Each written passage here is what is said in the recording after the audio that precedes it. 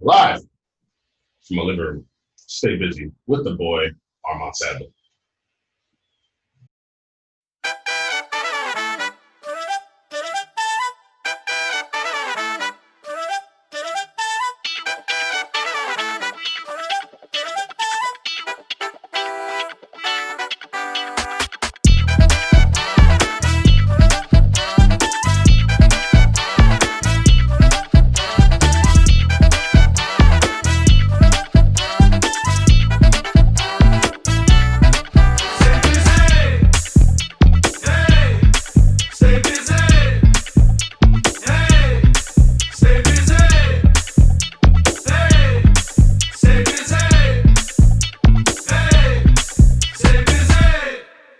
No, you did not just Here, we here, baby. Earth to everything. Earth to everything. God help us, Lord.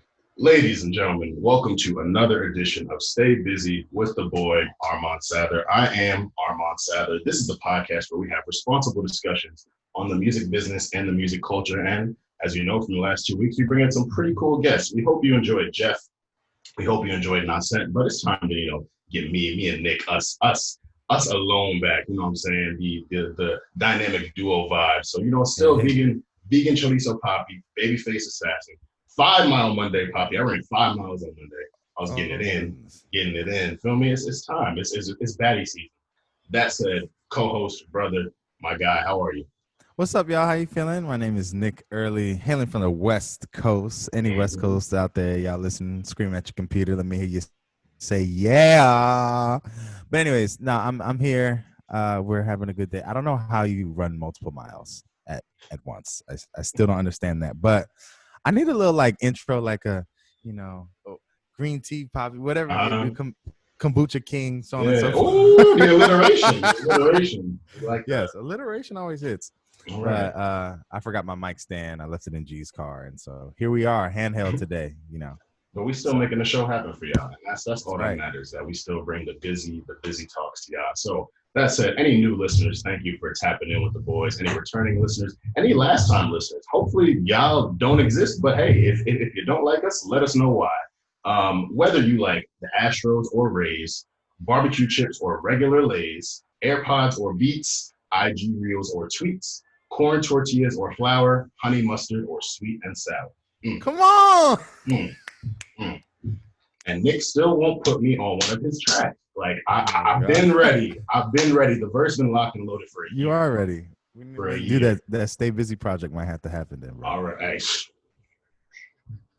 In time. I want to give a big shout out to our guy, our VP, the man who does it all, Kieran Hurley. You can't see him, but you can feel him. All right. You can't see him, but you can feel him. You know the vibes. Of course, shout out to Anchor distribution platform. If you do not know, Anchor will distribute your podcast for free to all of the streaming platforms, and you can get some sponsored ads regardless of your listenership. And of course, Zoom. Zoom allows you to see this. Feel me? So you should be thanking Zoom more than we're thanking Zoom, because you get it's the babyface assassin. That said, you ready to chat, bro? Let's get into the chat. Very, very packed week. Fun week, though. A lot of different things happened. Something that was really, really dope to me. Megan Thee Stallion put out an op-ed in New York Times speaking on protecting Black women, speaking on the upcoming election and how much responsibility has been put onto Black women and how they've been attacked for basically the entirety of their existence. I thought it was amazing for her to use her platform in that way. Obviously, she's been through a lot this year with her label stuff and then with the short Canadian stuff. And so just seeing her, put this out and still being so strong, still being so determined, so motivated. I really enjoyed reading it. I sent it out to a bunch of my friends. If you don't have New York Times and you want to read the op-ed, I'm happy to refer you. There's a program currently where you can pay $1 a week, $4 a month, and be subscribed for the next year. And then the fee is going to go up. But hey, for the next year, you get New York Times. And even if you don't use it, I really suggest reading the Megan Thee Stallion op-ed. Do you get a chance to read it, my brother?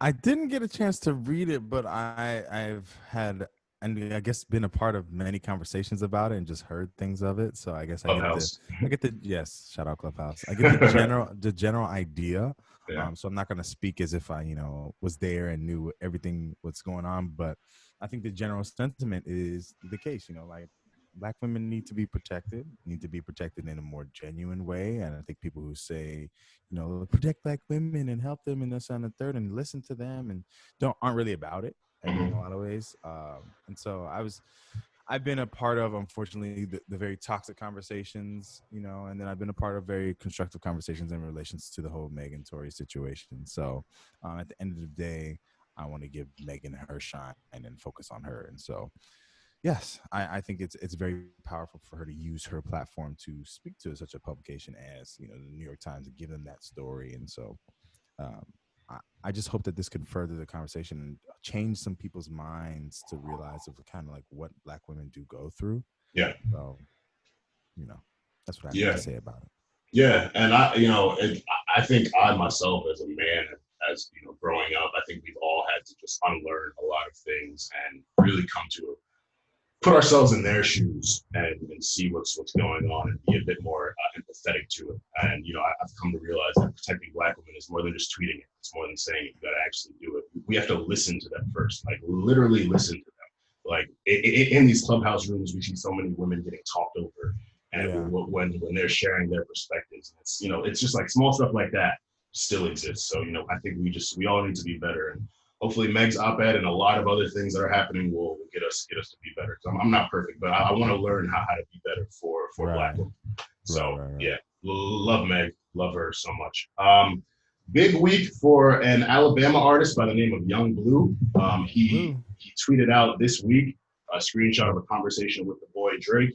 And the internet was quick to be like, "Oh, you fumbled the bag," and then now the song's not gonna happen. They were talking about doing a remix to one of his tracks, and then he quickly quoted them and said, "Hey, Drake told me to post it, so y'all can relax. I'll see you on Friday." Friday came, the remix was out. Your Mind Still, Young Blue featuring Drake. Really enjoyed it. Drake had some. It's not one of my favorite Drake verses, and there were a lot of people saying it was amazing. I don't think it was amazing. I think there were some parts in there that were very relatable. He's talking about pretty taught me lessons, and like it's like a woman beyond being pretty, like there are some things that you have to endure that you may not realize because you just see what's on the surface. And then he talked about like being in the club and like seeing his girl hug dudes, and like I know them type of hugs. I felt that. I wouldn't call the verse amazing, but I did enjoy the remix a lot, and it's a great look for Young. Right. Do you think that this is Alabama starting to speak up a little more? Because isn't Flo Milli from Mobile? We got Young Blue. Are they starting to try to emerge a little bit more into the commercial light? So anyone who's from the South, anything that can, is rolling your eyes at this part right now. Obviously, I don't know about other Alabama artists that you know of, but in the more mainstream light, we're starting to hear a little bit more from Alabama. So this could be y'all's time. Yeah, because I'll admit I hadn't heard of Young Blue till this weekend until I saw the tweet, and I listened to his music. I was like, oh, he's good. Like this is good stuff. Valid. So I was excited for him. I was excited to hear what they came up with, and they did a good job. And I think it's just really awesome. Again, continuing to see Drake reach back to these younger artists. Like he did an interview with Trey Austin for Complex. Shout out to Trey Austin. He was one of our employees of the week back in season 1. And Young Blue talked about how like. He reached out to Drake. Actually, DeMarcus Cousins set it up, and then Drake like FaceTimed him at like 1 a.m. to talk about the remix, and he missed the call. He was like, "Damn, I fumbled the bag. I'm not good at this remix." And then still, like Drake got the verse to him within hours. Young Blue sent him the song. Drake got the verse back within hours. And it's like, wow, like for Drake to work that fast. For certain artists, like you send them a track, they might not get it back to you for months. But Drake really like poured into this kid and gave him a really, really huge look. He's earnest. Yeah. And I think at this point in his career, we talked about like with Dark Lane demo tapes and paying homage to Hove and Eminem and a bunch of other rappers, and seeing him continue to lift up these younger artists, it's dope. So shout out to him for that. Kind of along these same OVO Toronto lanes, I guess. 40, Drake's longtime legendary producer engineer, went on Kevin Durant's podcast with my former boss Bansky. Shout out to Bansky. And 40 told a lot of dope stories about Drake, really advocated for him as Drake, the producer. A lot of people think that, Drake has this machine of a bunch of writers and like a bunch of people kind of making stuff happen for him. And like, he's just a figurehead. And, you know, 40 talked about how, like, you know, certain songs, like Drake is in there, like, no, like, filter this, like drop this out, like do all this, do all that. So 40 was giving Drake his flowers as a producer. And I think, you know, people don't realize, like, as a rapper trying to craft something, like, yes, you write the lyrics, yes, you perform the lyrics, but like you kind of also know how you want to sound. And of course, a lot of the best music comes from you being hands-on with everything, being like, nah, like this is what I want, do this, take this out, blah, blah, chop this beat, add this beat here. Like 40 talked about how Drake will get sent certain beats from artists and like he'll be like, oh, this is dope, but he'll only take like 5 seconds of it from the beginning. But then like when you see what he turns the song into, it's like, oh, I can't even be mad. It's like that's just so it's so calculated, it's so cerebral.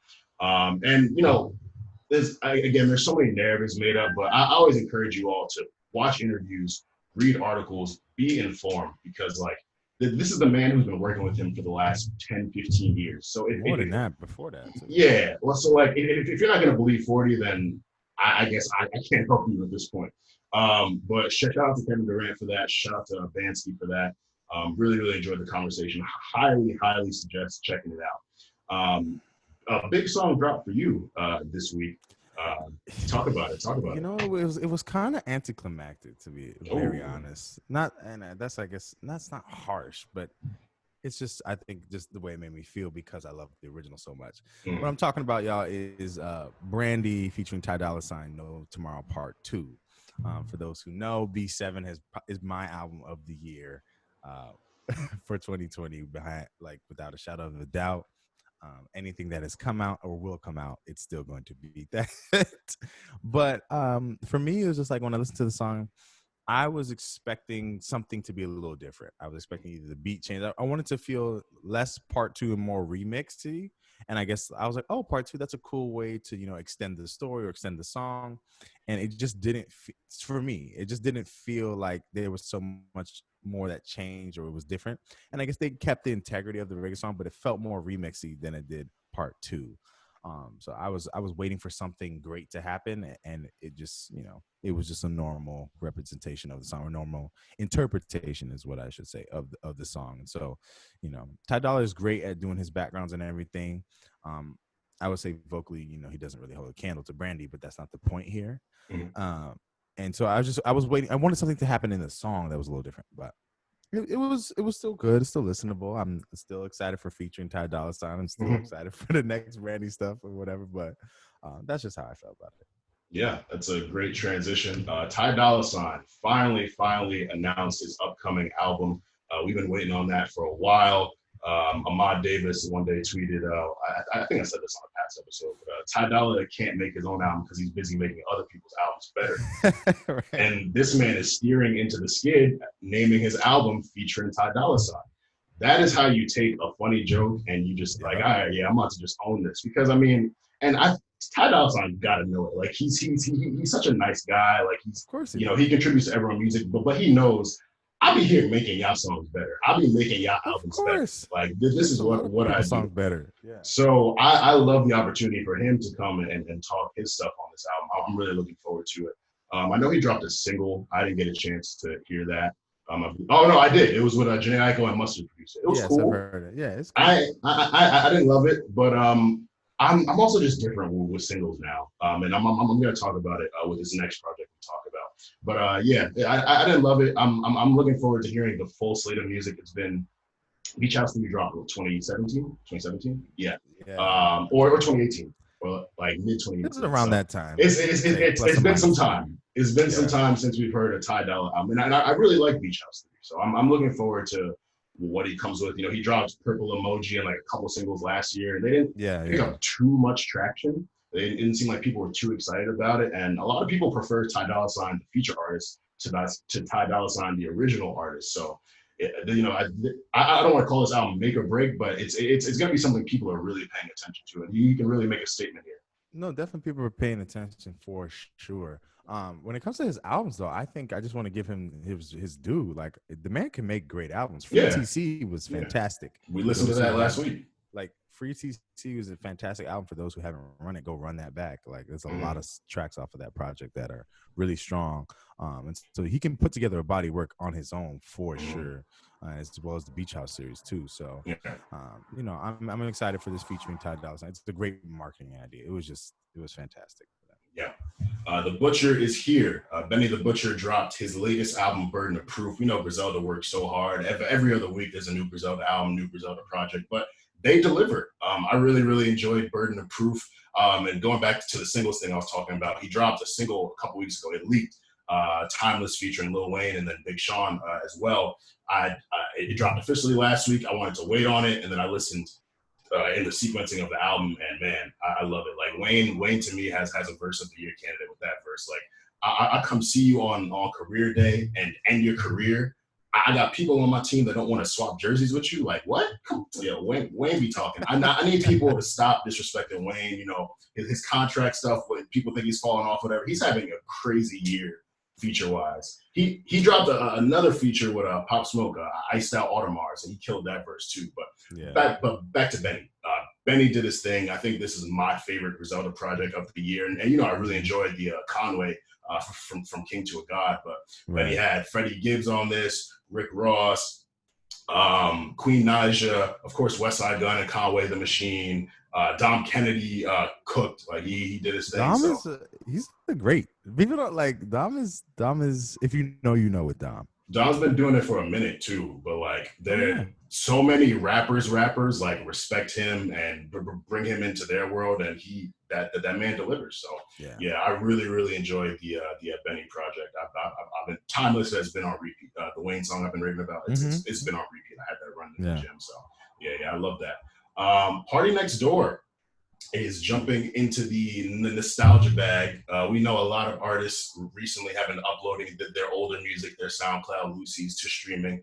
Party gave us 7 songs, including Things and Such, Candy featuring Nipsey Hussle, Cuffed Up featuring Quavo, Buzzin' featuring Lil Yachty, and there were 3 others. It was really cool. I enjoyed it. Pressure Rug, of course, the masterpiece, Pressure Rug. Well, and Don't Do If You No More. That's one of my favorite songs from Summer 16. But I thought it was really cool. I mean, these are songs that I listen to pretty often. So, but again, this is a move for the people who aren't core fans to access this music, to enjoy it, to kind of see what all the hype that we make about Party's unreleased stuff or his Lucy's. Like now, it's their opportunity to access it if they didn't want to listen on SoundCloud or peruse the internet for download links. So it was cool. My boy Meals was trying to slander him and say Party Pack had more joints than Party Mobile. I just want to say that's absolutely not facts. That is cap on Twitter. Marvel versus Capcom. You're a capper. I do love you, Meals, but chill out. Like you can't say an album that has nothing less, Loyal, Trauma, Believe It, Another Day, Savage Anthem. You're like, what? Come on. Anywho, I'm getting a little fussy. Shout out to Party for doing that. A lot of people were happy. And this, again, Party will either like be present with the music or it's gone. So once we got Party Mobile and then like the feature with Trippie Redd, I was like, oh, Party's not doing anything for the rest of the year. and then we got a feature with Summer Walker. We got the Popcorn feature, and now we got this. So it's like, all right, like two projects from Party, even though it's old, like he's working. OVO's had a really, really active year, so it's been dope to see. Go ahead. Real quick, I want to get your opinion on the idea of like Bryson obviously released his. It wasn't already released joints, but it felt like we had heard it before because they were supposed to be on Trap Soul. So it gave that essence of like kind of it's already been here. We've heard this before type of project. Yeah. And then obviously literally we heard this before with Party. Yeah. How do you feel about that as an approach for artists? Obviously, like you said, it's bringing new listeners to the content for who may know Party Next Door, who were late to the train, who didn't catch on and may not have caught that stuff. Like, how do you feel that sort of strategy plays for the bigger grand scheme of things? So I think about it with Bryson, for example. People were, just wondering like where he was, what he was going to do, what direction he's going to go in. And a lot of people were disappointed with the Trap Soul Deluxe only having 3 new songs. So, and I think, like we'll always hear leaks or like more recently, like artists will play music on IG Live that never comes out. This wasn't the case with the songs on Anniversary because we'd never heard those, but it's just an opportunity for people to hear like, other things that you were working on. And It's good promotion. It's good. It's a good way to bring attention to kind of keep yourself in the streaming algorithms. Because if people are listening to Anniversary and they don't like it, they'll just go play Trap Soul again. If people don't like Party Pack for some reason, they'll just go play Party Mobile or Party Next Door 1 or Party Next Door 2. And with Party in particular, people really prefer his older stuff. You know, they want him to keep making P1 and P2. And, you know, a lot of these songs were made within that era. I think the only newer one, they're like 4 of them were a bit newer. But I think like with Party, it's just people feel like he still hasn't unlocked a certain level, which is, I don't know, strange to me. Like he's a really good songwriter, but they feel like his music can still go a higher level. I get that completely. And, you know, I think Persian Rugs is like one of those songs people look at as like, oh, this is one of your masterpieces. Like this should have been on an album. So I think it's just it's a cool way to deliver the music with a bit less pressure. Like this is not an album. He made it very clear that these are, you know, SoundCloud Lucy, similar to how Drake did Dark Lane demo tapes. These are just, this is a gift. That project hits. Oh, it was amazing. It was amazing. Yeah. Like it felt like an album, even though I heard like 12 of the 14 songs prior to hearing it. But yeah, I kind of see it as a gift. So like, I don't really judge like that project like super hard. It's like, oh, whatever. It's cool. It's cool. But yeah, it's a very multifaceted approach. I hope I explained that well. Shout out to Asylum Records. Shout out to my boy Kojo. Sada Baby released a whole lot of Chopper's remix with Nicki Minaj. My boy Kojo on the graphic design. He got posted on Drake's story. He was going crazy. The song was trending #1 on Apple Music. So we don't give Kojo his flowers. Yeah, Shout out to Kojo. Shout out to Kojo. That's my guy. But Nicki, she ate that verse. Like, yo. And, you know, Nicki has always been a feature killer, but people have been doubting her musically as well for a variety of reasons. A while, yeah. And, you know, she just had her baby as well. Shout out that to her mom for that. bag hits different. Yeah, we talked about that. Mom bag. When you get in the motherly bag, everything you're going for broke. Like everyone is just like Kalani started eating more. Mm-hmm. You know, Cardi obviously we know, and Nicki too. So when you get in that mom bag, it's focused. It's like, all right, how do I get this? How do I get back to it so people know what this is? Because I need to stay and maintain my lifestyle for my child. So yeah. No, I love that. Major look for Sada. Shout out to him. And Nicki made a really interesting line. She wants her child to have a play date with Adonis, Drake's son. So it seems like her and Drake might be on good terms again, which is good. They grew up now, you know. They're letting things go. And you know, I think becoming a parent is probably a large part of this. It's like, yo, like we all these beefs and all this petty stuff, like let it go. Like I have another life to be responsible for. Why am I gonna waste time on this dumb stuff? So hey, if we got some Drake and Nicki music coming, I am ecstatic about that. So shout out to them for maturity, adulthood, growth. Last but not least, one of the greatest musicians of all time, Stevie Wonder, put out a new single called Can't Put It in the Hands of Fate. And this lineup of features is crazy. We got Rhapsody, Chica, Corday, who dropped the YBN from his name. He's just Corday, and Busta Rhymes. 6-minute single. I don't care. I listened to all 6 minutes of it. It was fire. Bars on bars, musicality. Very musical. It was. I really enjoyed that.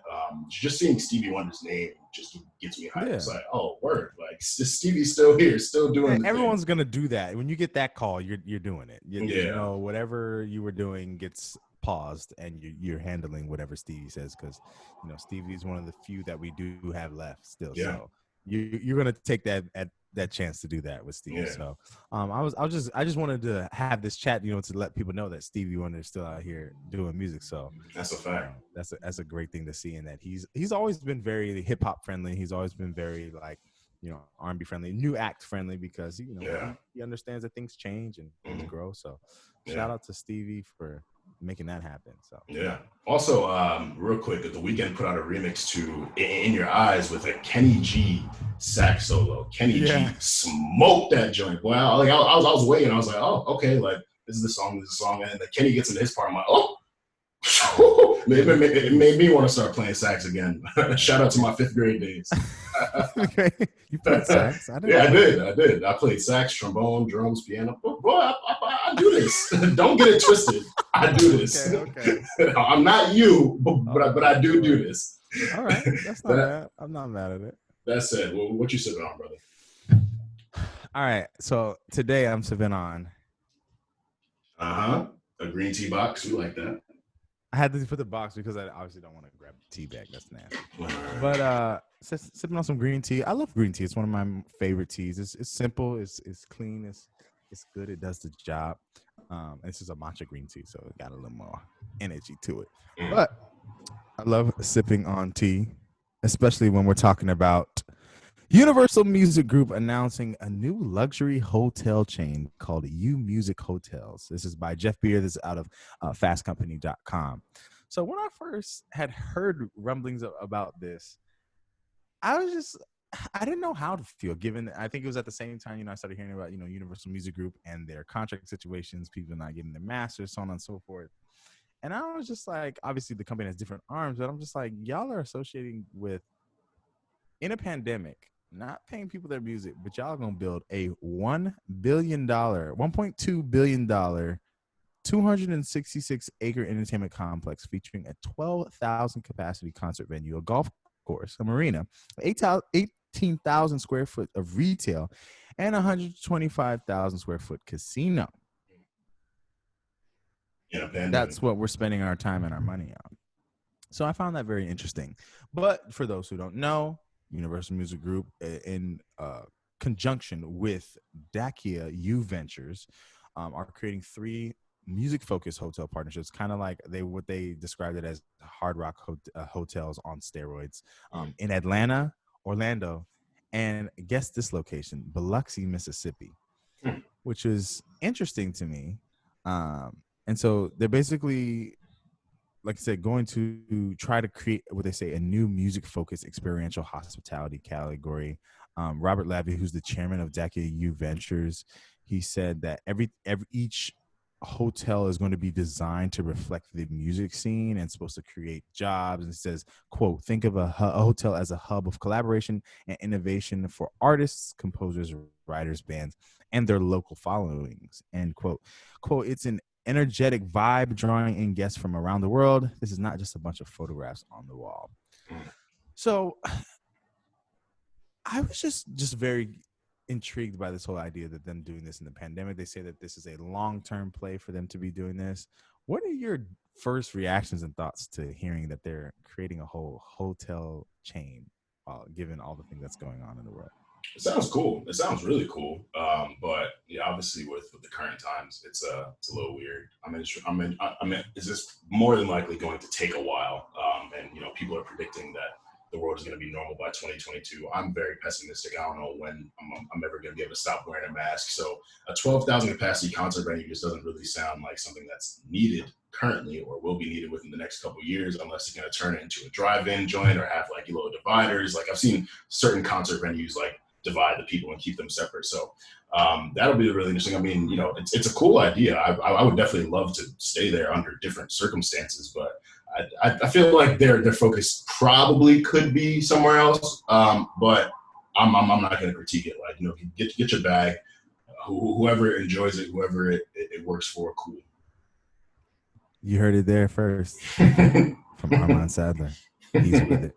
Yeah, I don't know how to feel. It just seems. I think it's a timing thing for me. That's why it feels. Because any other thing, I'm like, this is dope or whatever. Yeah. But that's how it goes. So that's my half and half for this week, y'all. All right. Well, our employee of the month, as y'all know, the boy Prime, the recording engineer, the mixing engineer, one of the coolest engineers in New York City. Shout out to my guy. Love him. And with that, we're going to get into the slide deck. All right, we here. What did you bring for us today, my brother? So I brought y'all for today an artist I'm really excited about. His name is Elu J. This is Leisure by him. I don't know who produced it. It took me 30 minutes. I was still looking for it, but Elu J put this stuff out. I want to know who produced this. Probably him, because I heard he makes his own music. Play the song, Kieran.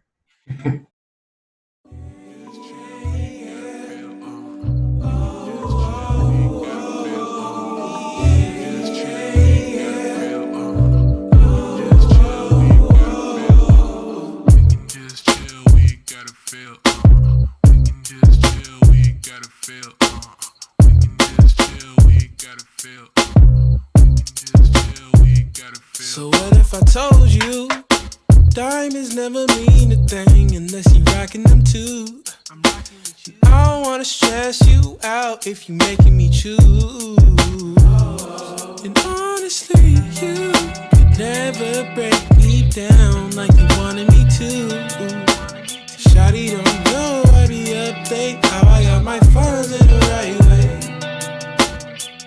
When I touch down, pick me up at Southwest, and you know that I'll be right in first class. Just to kick it with you, just to kick it with you. Just chill and kick it, come kill some time with me. I just wanna chill, cause I know you don't got work today.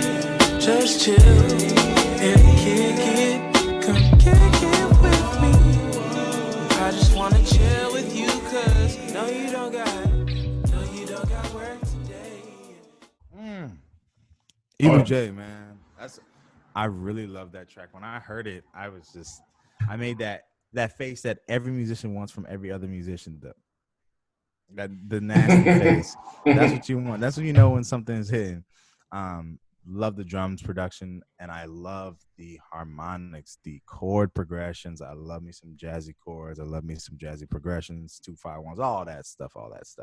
And his whole project. This is off this project. It came out, I believe, in 2019.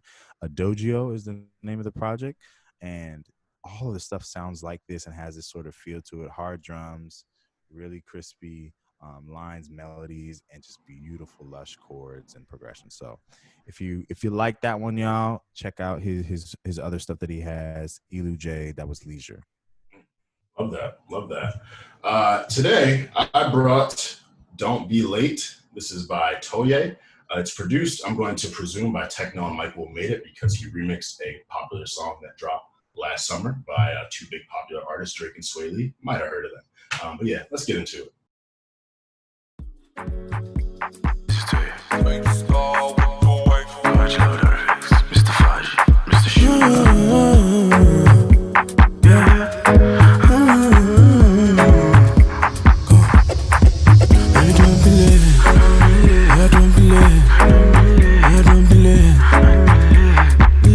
If you catch me, girl, I'm gone.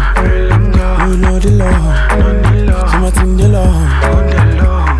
Baby girl, I beg you, make you do the. Nobody will feel you like I do. Nobody will feel sexy like I do. Nobody will feel hold you like I do. Beg you, make you do the. Nobody will feel you like I do. Nobody will feel sexy like I do. Nobody will feel. Baby, don't believe. Yeah, don't believe. Yeah, what you did. Baby, don't believe. Baby, don't believe. Baby, don't believe. Make you don't believe. Yeah, what you did. First thing about you, flash. She tell me that she want to touch it. She got many things I'm liking, cause the body is just so banging. You looking like Rihanna, baby. Thinking I get you over, baby. Thinking I bend you over in my crib. Let's do some things enough fit and nobody, body. Say it on the law, body. Me I don't the touch, me I want the touch. Then nobody, body. Me I want the touch, me I want the love. Okay. That's my. I recognize the song. Yeah. That's my vibe. That's my vibe today. Feeling energetic. Just wanted to pick it up a little bit. But yeah, I love that. The beat is hard. People were really hard on that Drake and Sway Lee song last summer. I really enjoyed it. Obviously, I guess I'm a little biased, whatever. But I really enjoyed that song. So seeing this guy taking a different direction, I don't know what he's saying. Truthfully, I have no idea what any of the words he's saying is. But that's some of the best music is when you can just feel it. Like you don't gotta understand. Like Bad Bunny, I don't be knowing what he's saying, but I'll be feeling his music though. Right. So Safaeda go crazy. But Bad Bunny could be cursing me out for all I know. I'll still be in there bumping. So shout out to Toye for that. Again, if somebody else produced it, please let me know. But I'm going to presume it was Techno and Michael Made It based off of it being remixed. And with that, artists, fans, listeners, As y'all know, the Stay Busy Slide Deck playlist is available on all platforms. Hit the link tree in our IG and Twitter bio. If you want a slide to be added, hit us at StayBusyPod on IG or Twitter, or staybusypod@gmail.com. We do check our emails. We do respond. So send us some music. That's it. You ready for the board meeting today? I'm ready, sir. Let's All get right. it. So this past week, I had the amazing pleasure of speaking at a career fair at the Community Charter School of Cambridge. Shout out to our peer from Cornell, Nolani Gabriel, for setting that up. And I was kind of able to tell my story to the high schoolers and the middle schoolers. How I got interested in journalism, kind of stumbled upon it, and then everything that's come since then, the highs and the lows. And two things I kept coming back to were passion and purpose, and I think those are big parts of my story. And I think passion and purpose is what drives artists like yourself in the music that they make, specifically within the scope of storytelling. Storytelling gives us the ability to relate to someone, the ability to look into their lives a bit more, and to just understand them and kind of make connections. And we kind of realize at the end of the day, we're all kind of similar. We might have come up different ways, but we experience the same kind of insecurities. So yeah, let's get into talking about storytelling. So it's integral to our lives as humans, and it's arguably the most important thing in any person's career. In the literal sense, it occurs through journalism. Me as a writer, I do my best to tell stories about artists, and then fans and people will kind of make up their own stories as they go, and we kind of try to find middle ground there. But then there's also through the music, So what are some ways that you feel creators tap in with those feelings that lead to them telling their stories? I think great storytelling, obviously, I think is understanding. It's about being self-aware. Mm-hmm. It's either about being self-aware, and there's different types of storytelling too. You can be very direct with your words, and I think that there's like different types. We'll get into that, like how different people I think express through their lyrics and their words and the phrasing.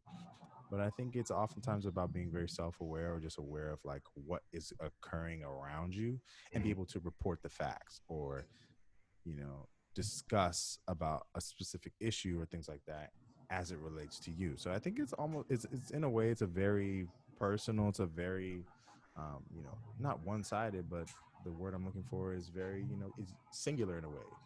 It's about the singular experience of an event, because the great thing about storytelling too is that we can experience an event in two different ways, or express it in two different sort of ways.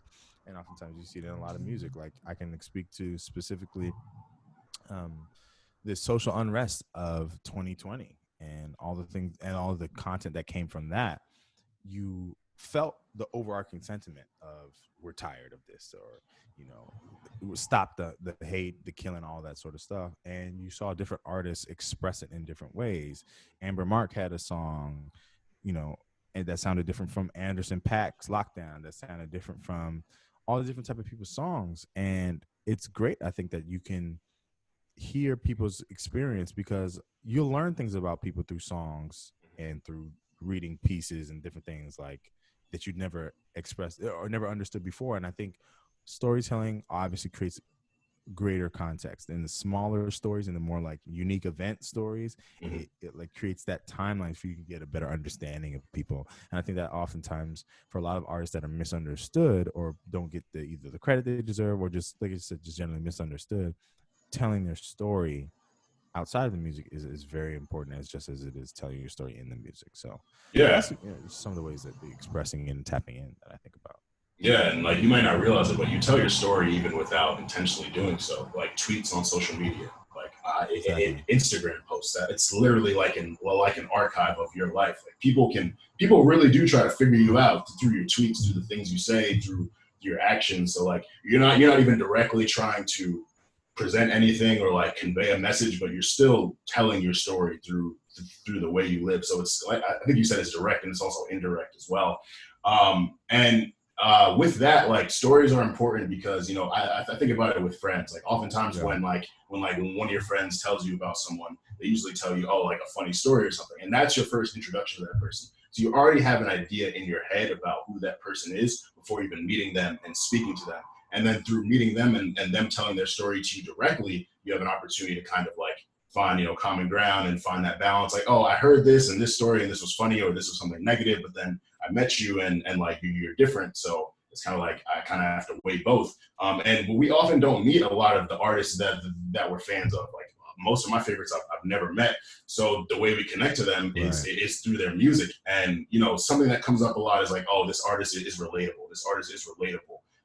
And, you know, people really love that. People enjoy that. People love feeling like they're like on the same level as someone, and not financially, not successfully, but just like as a person. Like J. Cole, it comes up all the time. Like J. Cole is the common man wearing basketball shorts, you know, talking about things he cares about, talking about like, you know, wet dreams and all that. And like, we're gonna get into specific songs, but you know, it just gives us, it makes these people feel smaller, and it makes us feel a bit more real. A question I have for you is, can we place a qualitative metric on a story if it's content that is anecdotal? That was complex. And I probably wrote that question. You did. It's a good question, though. And I guess in more simple terms for those, you know, just to make it more clear, because I think that's extra. Can we basically critique somebody's story if it's them just sharing their own life experience? And I think that in a superficial way we do all the time, because I think in a lot of music, you know, people say, oh, I don't like this song or I don't like that song. And I think that happened with To Pimp a Butterfly in a very interesting way, because I think at surface level, like I have conversation with people who are just huge rap fans and things like that. And it's just like, you know, sonically, I just couldn't get into it. And I'm like, but did you hear what he was talking about?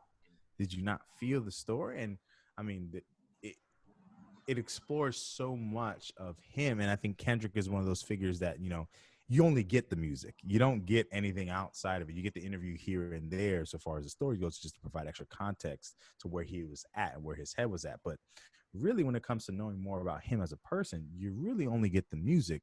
So you really should take the music. And I mean, he said it many times, is that, you know, like, you know, I'm going to speak through the music. That's just how it always goes. And I think that, you know, obviously Pulitzer Prize winning Kendrick, you know, is definitely telling us some great stories if he's out here getting Pulitzers. And so for me, like, I think, like, going back to the point of being superficially trying to put a qualitative metric on something that's, you know, a personal story, I think it's very subjective to do so. And I think that's about, you know, critiquing the art. I guess we're diving into some very like metaphysical, high concept stuff here, but I think that that's what it is. And I think that, you know, when you're putting a story and presenting it through art, I think people are just going to obviously say, I like it or I don't like it. Yeah. And I think it's a more sophisticated viewer, more sophisticated listener, consumer that can say, I don't like how it's presented. However, the story is qualitatively strong. It makes sense. I understand it. And at the same time too, it's also not our place to say whether something is good or not when it comes to those sort of like very personal stories, for me at least. So like I can obviously separate it, you know, being someone that is a creator myself, I can separate when I say I don't like that chord progression or whatever, I don't like this rhythm, but he's really talking about some serious stuff. He's talking about his mom's his relationship with his mom, or whatever the song is about. And so I think that I guess my conclusion would be that it's unfair to do so, but I understand why it happens, because, you know, when you're putting art out there, it's not for everybody. And some people are going to like it. Some people aren't going to like it. And some people aren't going to have the wherewithal or this sense, the common decency, I guess, to separate the story. And so we'll get into a few examples in a second. Yeah, like the To Pimp a Butterfly example is really good, because I think you're doing that album and yourself a disservice if you just reduce it to, oh, the music sounds good or the music doesn't sound good. Like that, like the storytelling in that adds a layer to it. And there are a lot of people who don't want to tap into that layer. Like they just want to hear good music.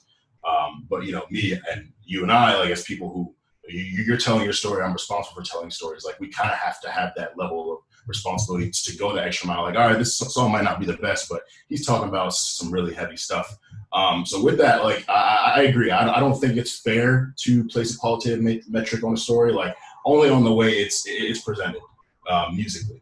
or rapped or whatever. But it's important that the story that does make sense. Is it something that I can follow along? Can I see the growth in you from album 1 to album 6? Do I care enough to at this point to see your growth? And again, a lot of people just may not care about the artist, or they may not care about getting into the story. But I think content in music or writing is as good as the way it's delivered. Like people aren't going to get that deep into something if on the surface it's not good enough to really enjoy. So wait, hold on, I'm gonna stop you real quick right there. Sure. So then, just to go further into that, so do you feel that everything has to be so upfront and so forward? Because I think that goes into the style in the presentation as well. Not forward. You don't get Frank off first listen. You don't. Right. Yeah. You don't get Kendrick off first listen. You don't get those are stories that need to be unwrapped and unraveled.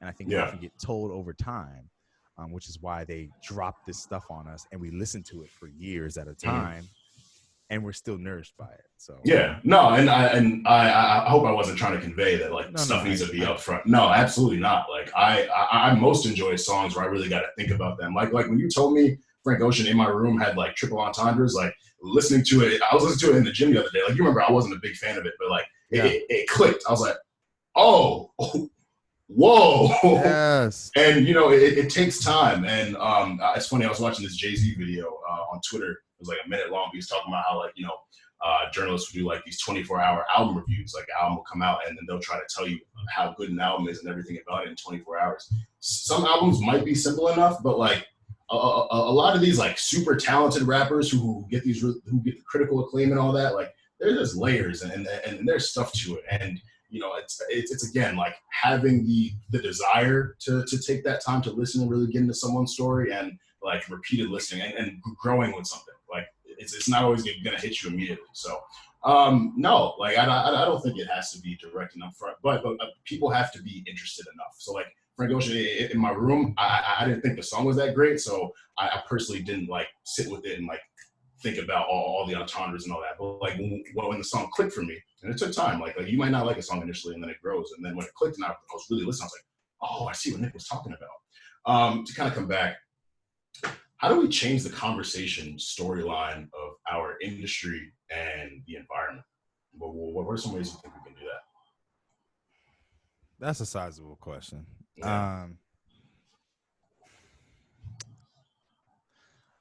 I feel like the stories oftentimes are as only good as the characters. The characters of create the story and make or break the story. In a good movie, it's because the characters are very strong, well-developed arcs, great conclusions, conflicts, resolutions, all that sort of and so forth.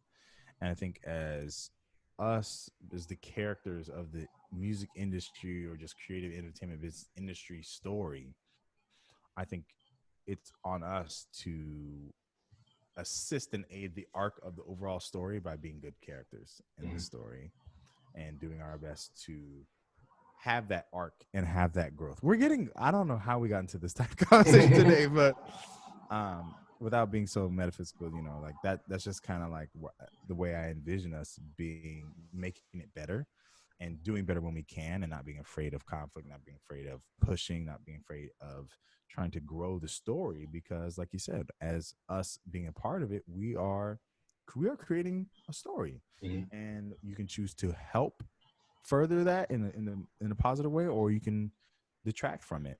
And I think oftentimes, in the industry, there's community. I will say, obviously, just from doing the same things that other people do, there's a sense of community, but there's also a very strong sense of individuality, and that can go to how capitalism forces that upon us, and how all the sort of things of just the way where American society is structured, the sort of individualistic, everyone man for himself, every woman for themselves type thing. And so, I think it's about each character taking the onus to say that, I am, one, to be self-aware that you're a character in a storyline, and that two, that you have the potential and you have the purpose, you have the charge to be someone in this storyline to contribute to the story. And so it can get, very hazy there. But I think that in general, to make the story better, you have to identify where the story is weak and try to fix it. So, what do you think about it? Yeah, no, I 100% agree.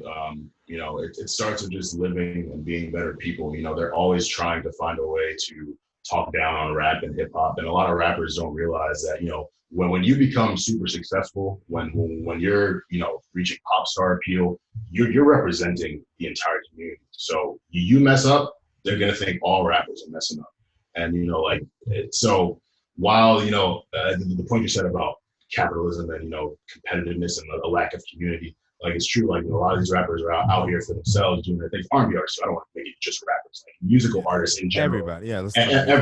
Everybody. Everyone's kind of going out and doing things for themselves, but they don't realize that they're representing an entire community of creators. It's like we were told in Alpha. You're always wearing your letters, and it's not just about you anymore. It's about everyone. So what you do is a reflection of your line brother, your Neo, etc. And it goes the same with music. Of course, like us being part of the culture, like we see the short Canadian wildin', and we're not gonna be like, oh, all rappers are like this. But like, it's something that the outside world sees, and they're like, oh man, like, these rappers out here shooting people, like it's crazy, like So people have to really, and in a way, you have to be selfish, like you have to operate for yourself, but you also have to recognize that you are holding up an entire community. I've said community a lot, for lack of a better word, but it's bigger than you. And so to kind of take this in a different direction, you asked a question: what's the difference between reporting the facts and coloring the story for the purpose of storytelling? So as a writer, journalist, I feel reporting is, you try to be as objective as possible. You're literally just giving people information. This happened on this day. This affected this person. These people were involved. Blah blah blah. It's kind of almost like a biography, but like obviously we've seen certain biographies are written by other people, and they're kind of made a bit more interesting than that. Colorful storytelling, I feel it requires a level of really getting into the content, kind of really like putting yourself in that situation. And it kind of blurs the lines between being objective, being unbiased. But we found that some of the best content, some of the best stories come from people kind of fusing their personal experiences with whatever they're writing on. Like many of the world's best books are told from someone's perspective. Yes, another interesting question. Did you have any points on that? No. I think that's very true, and I mean, I wrote that to just kind of present, an idea. Maybe had some other insight about like, how people do color stories sometimes just to for whatever selfish gain or intent and whatnot. And that's more of, I guess, in the literal sense of how that works. We've been talking very metaphorically, but yeah, I think you covered it on that one. Yeah. But the concept of a biography has always been interesting to me, like someone else writing your story for you. Because I don't think anyone can tell my story better than me personally. But we see it in many famous people, like the biography of this person written by this person. I wasn't fascinated by that. Well, why do you think people let other people tell their stories? I think that like I said, I think this is even further than the point that I said earlier, is that, when you're a person observing an event or a story, and you may have one perception. Our reality is perception, purely. Ron would love this episode. Shout out. Our reality is all our perception, based on what we can intake with our own senses, right? And so I would say that someone, like, you can tell me things about me better than I can recognize about myself. Even though I may be aware of it, you may be able to say, you're this, Nick, or, in these sort of situations, you tend to act this way. And that's beneficial to the third party.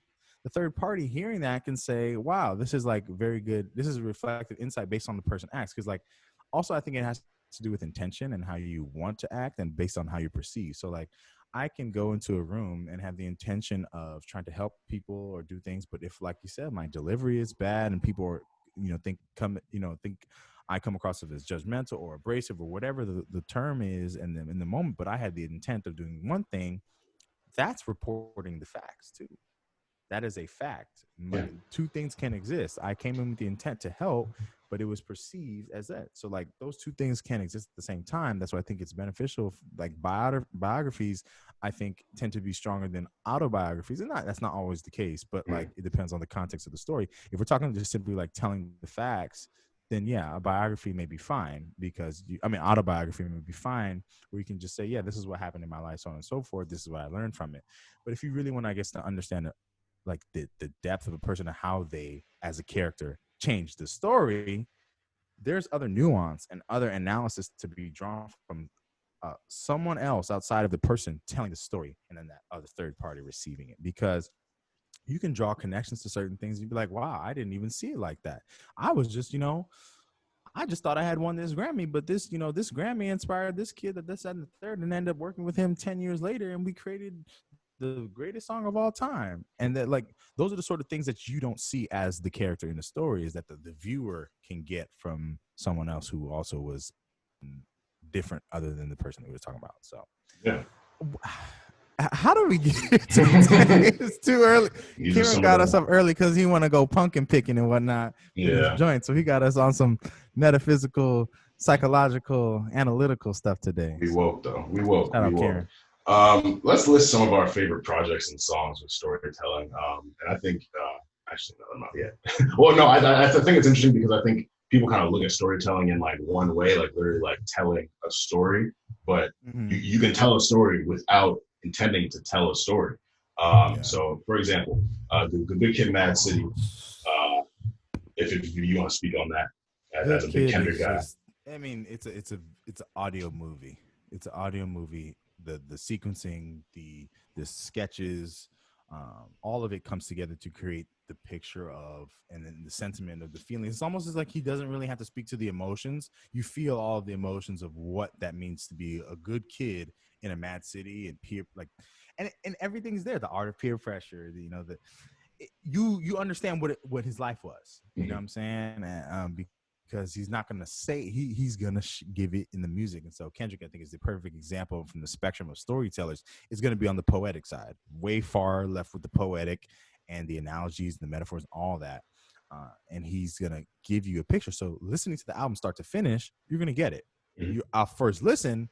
And then when you dive more into the stories, you see, oh, I see the nuance of, the feeling of anxiety, peer pressure, wanting to be accepted, being different, all these sort of things, just trying to be good when your environment is bad, like all these sort of things. You get that from that project. So love that. Great example.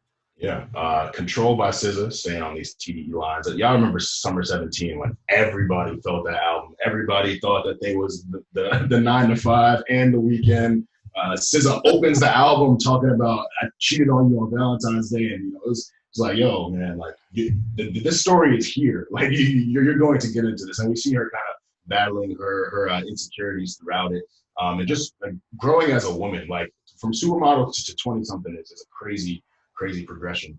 But yes, this is another one of those artists that we feel she's like relatable. It doesn't even feel like a good enough word to describe her, because like she reminds me like so much of like, and I don't want to generalize, but like she reminds me a lot of like women that like we know and we've interacted with, like just very like, she like owns her stuff, like she's a boss, but she also deals with a lot, and like as humans, we put out these personas. Well, she's not a persona, she's real. Like SZA's real to me. Like she's a very strong woman who does what she does, but it's because she's battling things on the inside. And it's just good to get both those layers. Like, yeah, I cheat on my man, but I'm also insecure about my small butt. It's like, hey, like you get both. Reason's new project, New Beginnings, with specifically with the song about TDE. We talked about it last week. People doubting how his career would come to be working with them, because it took so long to get his music out. And he's always been very vocal about it on his social media, going back to, telling your story without just doing it in the music. Like he's been very, very vocal about, everything that's been going on and how he's wanted his music out, how they've made him be patient. But we see why with the album. The album was really good. And he's not afraid to speak about, his doubts as well. And, I think that's a big part of storytelling, because in music, like we say it all the time, we see a lot of flexing, a lot of celebrating, all that. But, a lot of the music we feel like why do we listen to R&B late at night? because it's telling a story that we feel, and it fits the environment. To kind of run through some other of my favorite stories, 444 by Jay-Z, of course, speaking about everything that occurred with Beyonce, the miscarriages, him kind of growing up after his infidelities. Common Fifth story, Common's one of the best storytellers. We talked about that last season. Common's an incredible storyteller. Like, he'll paint the room for you. He'll give you details about someone who don't even matter, but then they're gonna matter later on. Like, you're like, oh, that person. Well, why are you bringing them up? And then that person ends up being a big part of the climax. You're like, oh man, wow. So in storytelling and music, I found really rewards people who pay attention. Like if you pay attention, then it's like, oh, that okay, got it.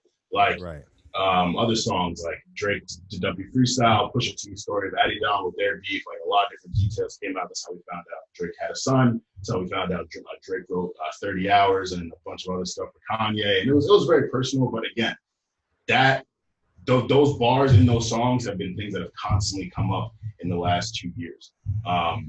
Meek Mill, Dreams and Nightmares, like it just goes without saying. Like that's the redemption story. It's like, yeah, I used to pray for times like this, to rhyme like this. I was struggling, I was down. Hold up, wait a minute, y'all thought I was finished. And like that one especially because it's two parts. Like he kind of lulls you in. It feels very, very somber, but it's still motivating, and then it just picks up and like it really feels triumphant.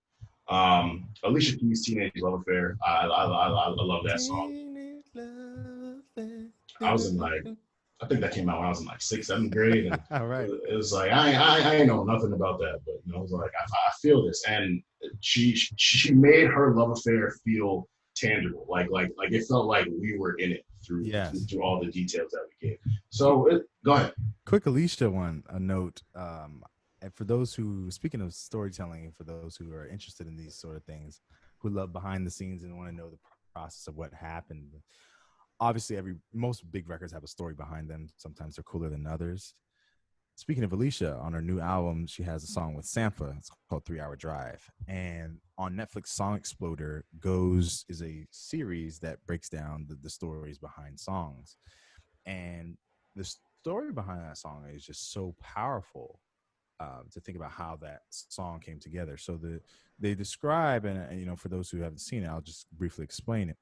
Describe the song of Alicia and Jimmy Napes, Jimmy Napes is an incredible record producer. They were in sessions in London working on her next project and just trying to come up with some stuff. And somehow Sampha had gotten invited to the studio. And they came there, and Sampha came in. He was sort of, just kind of somber, just normal, just very even-keeled.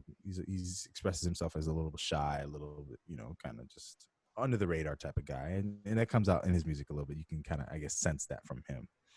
And what was interesting, the parallel from the songs is that Alicia it was at the time of where her youngest son had just kind of been born. He was obviously good enough for her to leave him, but she was still feeling high off of being a mother, being a new mother again, obviously, because she has a new baby.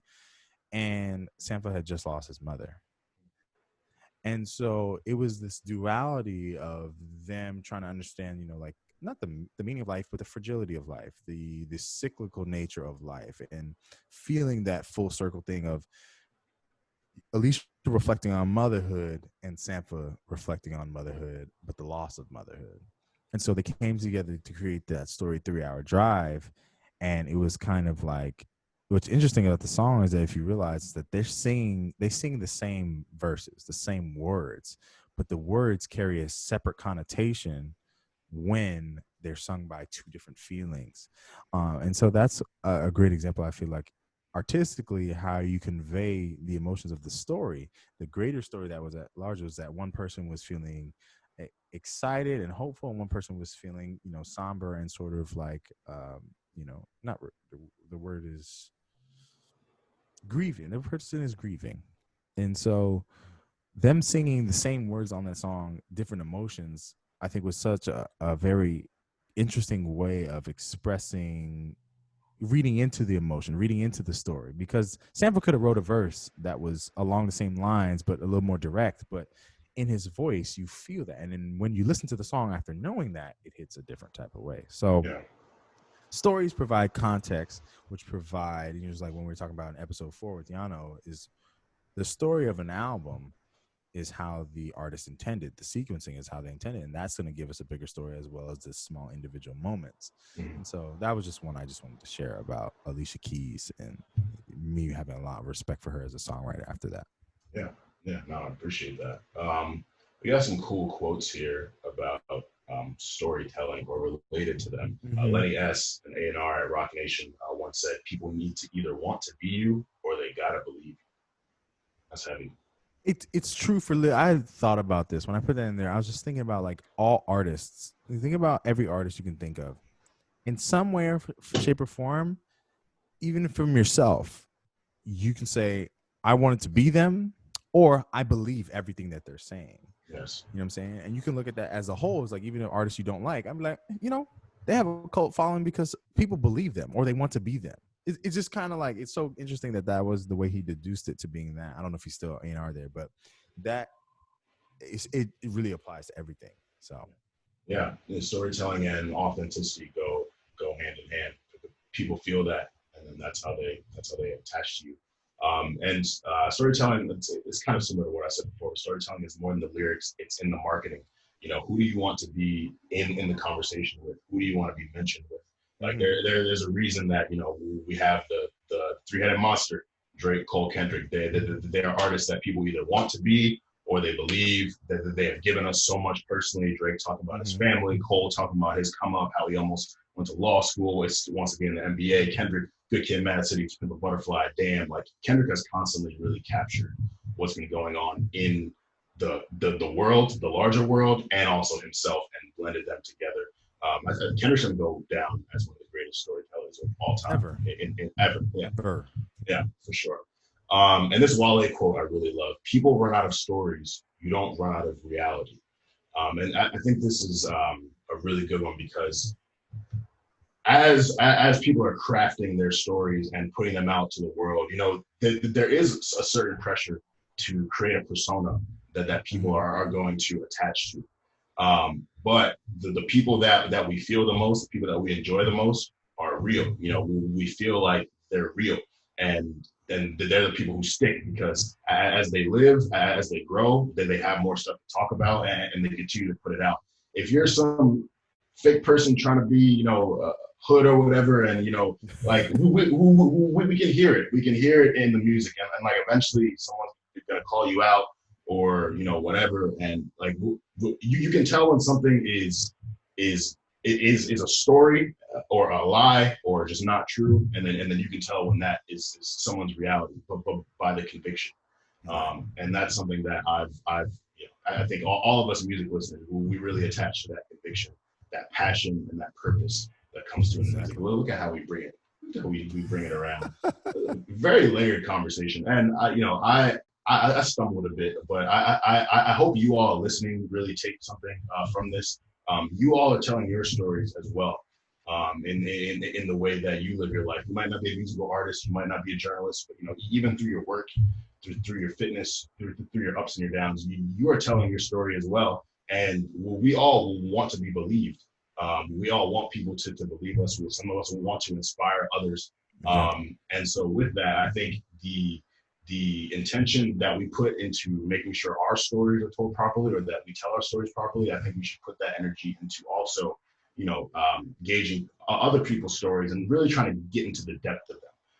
You know, music is so much more than just what's on the surface, good beats and good melodies. Like there's some real stuff to attach to. Like that 3-hour drive episode, I'm gonna have to watch that now. I didn't even know it was that. I just really love the song. Like it's really good. But now it's like, all right, well, now I got to really get into it. So great talk. Another great board meeting. You know, get into this bulletin board. Ain't too much going on. But we do have an announcement from our boy Yano. Nick, to tell him what's going on. Yeah, so Yano, of course, has an artist by the name of Q.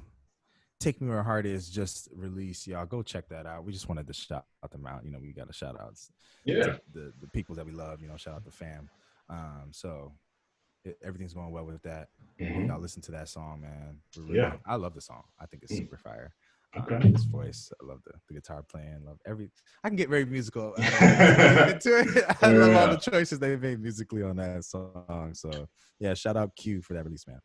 Also, Jacques Lane, we played him last week as our slide deck. He dropped a single, "Dangerous," featuring Reggie Becton, who is an artist that Jeff Jackson, our guest from episode 3, has also mixed for. So just check out "Dangerous." But with that, this is another episode with the Busy Boys. Stay busy with Armand Sadler, with my co-host Nick Early, with the man you can't see but you can feel, Kieran Hurley. Yes, Y'all know the vibes. Wash your hands, sanitize, moisturize. There are some events outside, but make sure that you are distancing. And even if you're bad, like, maybe you can ask her, how you know I'm bad underneath the mask. Like, it's cool. But anywho, stay safe, stay humble, stay busy. Let's hit the outro. Yeah. Baby girl, how you feeling? I've been out in the world, staying busy, taking time, getting right if you miss me. I've been out in the world, staying busy. Mondays 9 a.m. Party with the gang. Every week tell a friend. Busy over everything. Busy boys, article now, ain't you heard? Got the vibes, they put you on.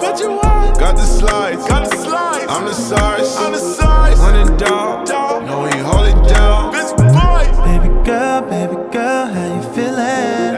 I've been out in the world, staying busy, taking time, getting right if you miss me. I've been out in the world, staying busy.